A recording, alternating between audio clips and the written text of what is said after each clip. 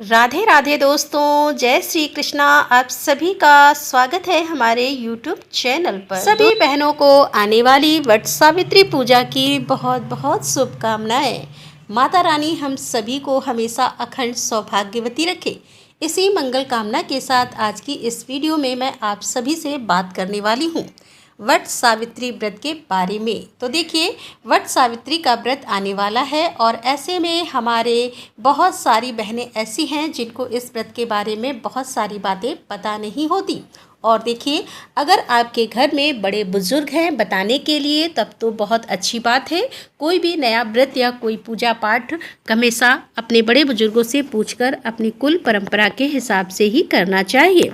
और कई बार ऐसा होता है कि हमारे आसपास बड़े बुजुर्ग नहीं होते हैं बताने के लिए और मन में काफ़ी सारी दुविधाएं होती हैं किसी भी व्रत या तीज त्यौहार को लेकर। तो ऐसे में आपको मन में जो भी शंकाएं हैं, जो भी प्रश्न हैं, जैसे पहली बार अगर हम वट सावित्री का व्रत रखना चाहें तो कैसे रखें, व्रत की विधि क्या होती है, व्रत में हम पहली बार अगर व्रत है तो नई साड़ी पहने या शादी का जोड़ा पहने या पुरानी साड़ी ही पहनकर पूजा कर सकते हैं। तो इस तरह की छोटी छोटी लेकिन बहुत ज़रूरी जानकारी आपको इस वीडियो में मिलने वाली है, तो वीडियो को अंत तक जरूर देखिएगा। तो देखिए, वट सावित्री का जो व्रत है अगर आप रखती हैं या रखना चाहती हैं, क्योंकि देखिए ये जो पूजा व्रत यह सुहागन महिलाएं अपने पति की लंबी आयु और सुखी वैवाहिक जीवन के लिए ही करती हैं और वट सावित्री का व्रत करने से हमें संपूर्ण सौभाग्य की प्राप्ति होती है। इसीलिए सभी सुहागन महिलाओं को इस व्रत को जरूर करना चाहिए। तो चलिए अब हम जान लेते हैं कि इस व्रत का नियम क्या है, विधि क्या है, सामग्री हमें पूजा में क्या क्या चाहिए और पुरानी साड़ी पहने या नई साड़ी पहने, और अगर हम पूजा करना चाहें तो घर पर भी पूजा कर सकते हैं या नहीं, या फिर हमें बाहर जाकर ही बरगद के पेड़ की पूजा करनी चाहिए। पूजा किस तरह से हमें करनी है, पारण किस तरह से हमें करना है, तो इस तरह के तमाम छोटी छोटी बातें मैं आपको इस वीडियो में बताने वाली हूँ, ताकि अगर आप पहली बार भी इस व्रत को रखने जा रही हैं तो आपको वट सावित्री व्रत को पहली बार रखने में भी किसी तरह की कोई दिक्कत ना हो। तो चलिए सबसे पहले हम जान लेते हैं कि वट सावित्री व्रत के नियम क्या हैं। तो देखिए, इस व्रत में एक दिन पहले ही आप शुद्ध सात्विक भोजन करें, प्याज लहसुन ना खाएं और यह व्रत के दिन पहले ही अच्छे से बाल वगैरह शैम्पू से धो लीजिए, क्योंकि अमावस्या की तिथि पर सुहागन महिलाओं को बाल नहीं धोने चाहिए। इसीलिए बाल वगैरह आप एक दिन पहले ही धो लें और मेहंदी वगैरह एक दिन पहले लगा लें। और दूसरे दिन जिस दिन आपका व्रत होगा उस दिन सुबह सवेरे जल्दी उठकर स्नान आदि कर लेना चाहिए। और वट सावित्री का व्रत सुहागिन महिलाओं का व्रत होता है, तो इस दिन आपको पूरे 16 श्रृंगार करने चाहिए। पैरों में महावर, आलता जो भी आपके यहाँ लगाया जाता है वह लगाएं, पूरे 16 श्रृंगार करें, अपने चढ़ाए का मांग टीका और नथ पहने। अब देखिए, वट सावित्री के व्रत में कुछ जगह पर तो नई साड़ी पहनकर पूजा करने का रिवाज होता है और कुछ एक जगह पर शादी का जोड़ा पहनकर इस पूजा को किया जाता है। तो अगर आप पहली बार इस व्रत को कर रहे हैं तो मैं तो यही कहूँगी कि आप अपनी शादी का जोड़ा जिसमें आपके फेरे हुए हैं वो आप पहने, ऊपर से जो चुनरी होती है उसे आप ओढ़ लें, ओढ़ कर ही पूजा करें। क्योंकि देखिए, मंडप के नीचे जो वस्त्र पहनकर दुल्हन फेरे लेती है वह वस्त्र बहुत ही ज़्यादा पुनीत हो जाते हैं, या फिर आपके घर में जिस भी तरह से होता हो, नए कपड़े पहने जाते हों, शादी का जोड़ा पहना जाता हो, वैसे आप करें। बस इस बात का आप ध्यान रखें कि जो भी साड़ी पहनकर आप वट सावित्री व्रत का पूजन करें वह लाल या पीले मतलब चटक रंग की साड़ी होनी चाहिए, साफ स्वच्छ होनी चाहिए। पूजा में जो भी कपड़े आप पहने कहीं से भी कटे फटे या जले नहीं होने चाहिए। तो जब आप देखिए अच्छे प्रकार से सज धज कर तैयार हो जाएं तो सबसे पहले अपने घर के बड़े बुजुर्गों का आशीर्वाद लें और पूजा को शुरू करें। और पूजा समाप्त होने के बाद आपको अपने बड़ों के पैर छूकर सदा सुहागन का आशीर्वाद लेना चाहिए। और अगर आपके बुजुर्ग इस दुनिया में नहीं हैं तो जो फोटो है उनके सामने आप नतमस्तक होकर आशीर्वाद ले लें। तो चलिए अब हम पूजा की सामग्री और विधि जान लेते हैं। तो वट सावित्री के व्रत में काले चने का विशेष महत्व होता है, तो काले चने आप रात में ही भिगो कर रख दीजिए। और इसके बाद ऐपन तैयार किया जाता है। चावल के आटे में हल्दी और पानी को डालकर ऐपन तैयार किया जाता है, या फिर आप रात में चावल को भिगो कर रख दें और सुबह उसमें थोड़ी सी हल्दी और पानी डालकर इसे पीस लें। अब पूजा के लिए हमें चाहिए हल्दी, रोली, अक्षत, धूप, दीप, 5 प्रकार के फल, कुछ पुष्प, श्रृंगार की सामग्री आप ले लें 5 या 7, 9 और इसको एक दिन पहले ही खरीद कर रख लें।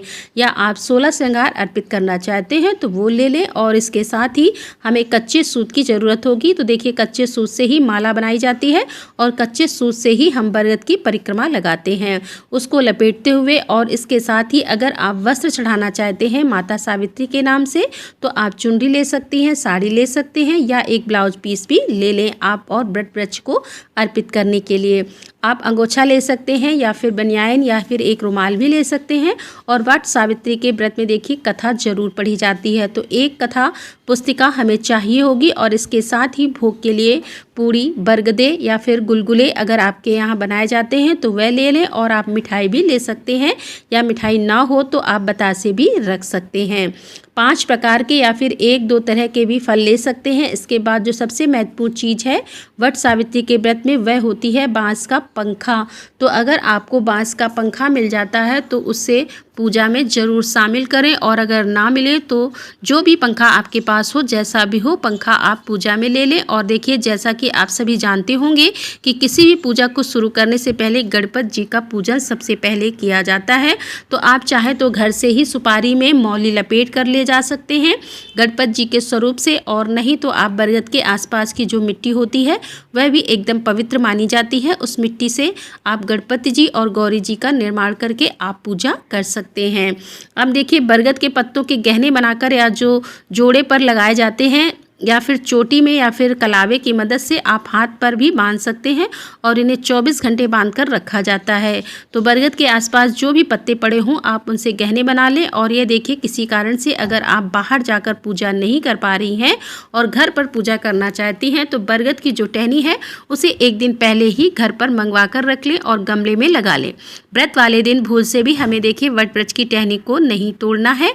और जिस भी बरगद के पेड़ की आप पूजन करें वह जितना प्राचीन होगा उतना ही अच्छा होता है।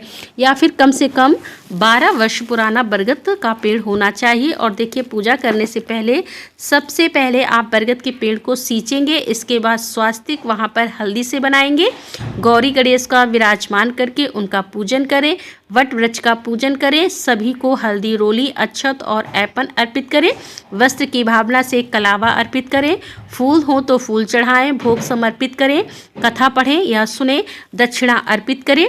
इसके बाद कच्चे सूत को जो लेकर गए हैं उससे बरगद के पेड़ को हमें परिक्रमा करनी है।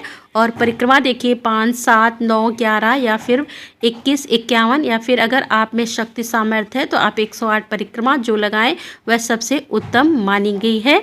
और बरगद की फेरी लगाने से पहले कच्चे सूत को 12 बार लपेटकर उसमें हल्दी लगाकर 2 मालाएं हमें बनानी होती हैं और एक वट वृक्ष को पहनाई जाती है और एक खुद पहनी जाती है। और बरगद के पेड़ को पंखा से हवा की जाती है। और इसके बाद जब परिक्रमा करते हैं तो शिव पार्वती जी की आरती और भजन गाते हैं। और परिक्रमा के बाद वट देव से भेंटा जाता है, मतलब गले मिलकर हम उनसे आशीर्वाद मांगते हैं कि हे वट देवता, जिस तरह से माता सावित्री ने अपने पति सत्यवान के प्राणों की रक्षा की उसी तरह से हम अपने पति के प्राणों की रक्षा कर सकें, उनकी आयु लंबी हो, यह कामना करते हुए हम इस व्रत को संपूर्ण करते हैं।